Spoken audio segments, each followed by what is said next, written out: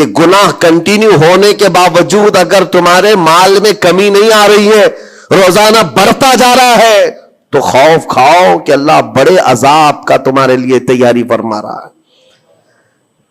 آخرت میں تمہارا کوئی حصہ نہیں ہوگا, سب کچھ دنیا میں دے دیا جائے گا اور تمہارے لیے بڑے عذاب کی تیاری ہو رہی ہے. اگر گناہوں کی وجہ سے پکڑ نہیں ہوئی اور تمہارا مال اور یہ ساری چیزیں چل رہی ہیں, تو یہ اس بات کی علامت ہے کہ بڑے عذاب کی تیاری ہے. عزیزان گرامی وقار, کوئی اس بات کے لیے خوشحال ہو کر کے نہ رہ جائے کہ میرا تو کچھ نہیں ہے, سب کچھ اچھا چل رہا ہے, گناہ بھی کر رہا ہوں, جھوٹ بھی بول رہا ہوں, نعوذ باللہ من ذالک, آنکھیں بھی بدکاری کر رہی ہیں, کچھ تو زنا میں بھی ہیں, کچھ ڈکیت میں بھی ہیں, چوری میں ہیں, پتہ نہیں کیسی کیسی بلاؤں میں مبتلا ہیں, لیکن ان کا حال یہ ہے کہ نہیں ٹھیک ہے, دولت کی ریل پیل سب اچھا خاصا ہے, مال سب کچھ فراوانی ہے. تو یہ مت سمجھنا, قرآن کہتا ہے وَلَا يَحْسَبَنَّ الَّذِينَ يَبْخَلُونَ بِمَا آتَاهُمُ اللَّهُ مِنْ فَضْلِهِ, ایک جگہ وَلَا يَحْسَبَنَّ الَّذِينَ كَفَرُوا أَنَّمَا نُمْلِي لَهُمْ خَيْرٌ لِأَنفُسِهِمْ إِنَّمَا نُمْلِي لَهُمْ لِيَزْدَادُوا إِثْمًا وَلَهُمْ عَذَابٌ مُهِينٌ.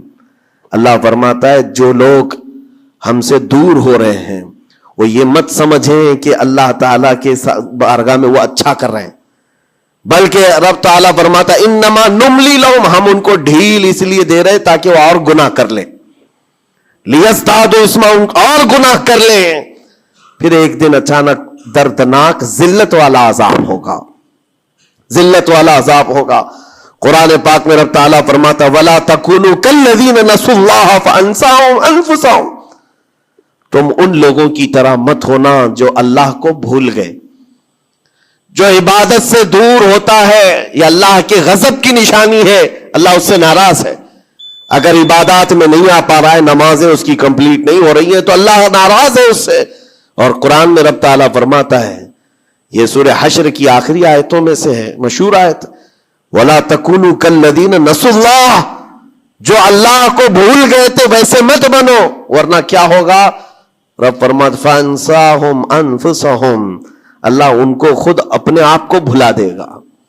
یعنی تمہیں ایسا بنا دیا جائے گا کہ تم کو خود یاد نہیں ہوگا تم کون ہو, بھول جاؤ گے.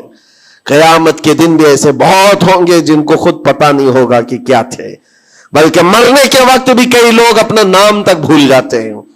ان سے پوچھا جائے, اسی لیے تو کلمہ پڑھنے کی تلقین کی جاتی ہے کہ آپ وہاں بیٹھ کر کے کلمہ پڑھتے رہو, ورنہ وہ بھولتا چلا جائے گا, بھولتا چلا جائے گا. ایسی کیفیت میں آتا ہے بندہ کہ وہ خود اپنے آپ کو بھول جاتا ہے.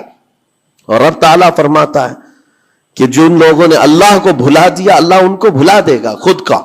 ان کی ذات ایسی بن جائے گی کہ وہ خود اپنے آپ کو بھول چکے ہوں گے.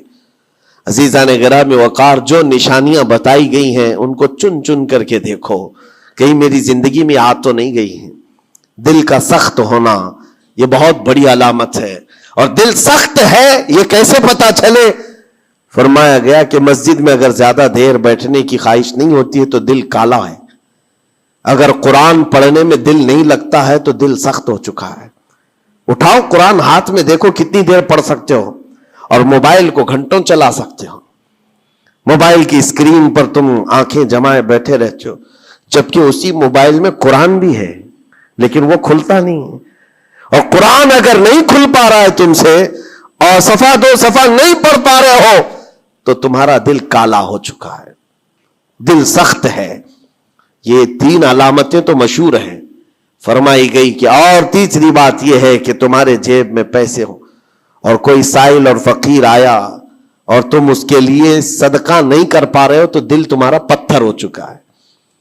یہ دل کے سختی کی علامت ہے.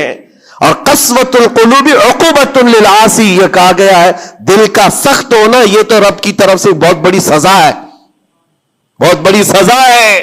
گنہگار کی سزا یہاں سے شروع ہوتی ہے.